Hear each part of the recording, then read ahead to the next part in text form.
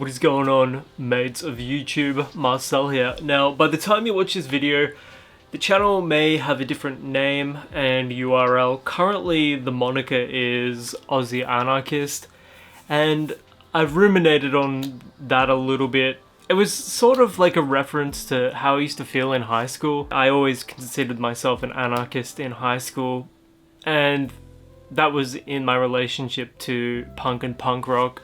I had a punk band and we did a little bit of touring. Yeah, so I've always had a deep appreciation for anarchy, although my appreciation and interest in it now is more philosophical rather than what it was when I was in high school. Naturally, you're going to want to evolve a little bit and your perspective will change as you get older. So I was thinking Marcel was ear, but I don't know. Maybe let me know in the comments below what you think. What's a good name for the channel? Ultimately, it's not really that important, but you know, I try and approach things a little differently here than I do on my horror channel and my fragrance channel, naturally. The thing that I wanted to talk about today is regarding faith and finding faith. When I was in high school, I've never been an atheist. Never. I always sort of resented atheists. Like when I started university, the first thing I got invited to was the atheist church that they held in the library. And I literally laughed in the bloke's face. I was like, you have a church for atheism? Like where you get together? What do you worship? Do you worship yourselves? Like, do you worship your hatred for Christianity? That's kind of cringe. From that moment forwards, specifically, I had a lot against atheism, and it just seemed like hypocrisy, and it was sort of like aimless, formless nihilism and misanthropy a little bit. Like, I went and sat in there one day just to see how everyone behaved, and they were all sad. They were sad individuals. I'm sure that's not true of every single atheist in the world, but the atheists that I went to university with were kind of insufferable. And if you're an atheist and you're watching this, you know, you're probably older and a lot different to them. I don't think there's anything inherently wrong with atheism, but it is a belief in non-belief, and I think there's a trap in that, there's a fallacy in that. But regarding my own faith and how I feel about the world, I suppose nowadays I'm Christian adjacent, and it's difficult because my generation in particular are getting fed a lot of Christian media, specifically on social media, as an antidote, if you will, towards the expressly anti-Christian media that proliferates across social media.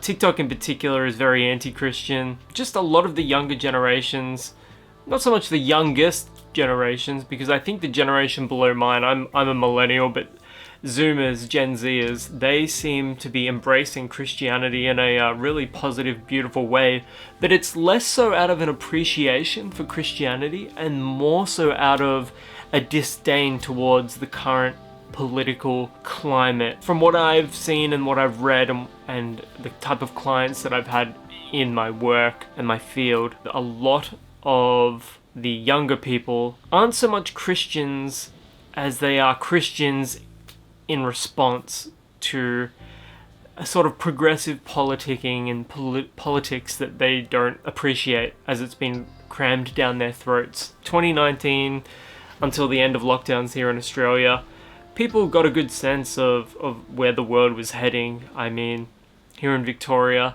having all of our freedoms robbed from us for so long, a year and a half. The younger parents that I know that had children that were in school during the lockdowns, those kids lost such a critical amount of social adaptation that they will never get back now because of those lockdowns. And I don't believe the government truly considered any of that. I don't believe they considered any of the long-term harm associated with locking down the state in particular. You know, I live in Victoria and it got locked down for a year and a half pretty much, almost 2 years, effectively ruining my state's economy, ruining the livelihood of many small business owners, tearing apart many relationships, otherwise healthy relationships and marriages. in a response to that, I think people in some small part are turning towards faith and Christianity, as it was our government that put a lot of that into effect. The state government being left-leaning, the Labour government. People hold that against Labour government still, and how they were re-elected is beyond me. But I didn't want to turn this into a political video so much as a video where I'm musing upon faith and finding my faith, because it's difficult. Ever since the passing of my father late last year, I've had to do a lot of soul searching regarding what I believe in, and for myself, I believe in a real way that an afterlife does exist. Now, whether it's the Christian heaven, I'm not certain, and I don't think any of us are truly certain about that. I would like it to be. I would love it to be the Christian heaven. In some small way, I do believe an afterlife exists, and I think you get there by being a good person in your mortal life. And I'm not saying that there are people that do bad things that are beyond redemption or anything along those lines, and I'd love to elaborate on that further in another video. But yeah, the loss of my father really made me examine my faith, and I wore a cross to his funeral, and that gave me peace. It gave me some sense and semblance of peace, and I don't deny that impact, and I've thought about that, I've mused upon that in the year that it taken place since then. When I was younger, I was interested in alternate faiths. I saw a lot to like about Buddhism. I liked some aspects of Krishna. I liked a lot of aspects of paganism. My family being Norwegian, you know, that sort of Northern European paganism is in my blood a little bit. Well, not a little bit, a lot.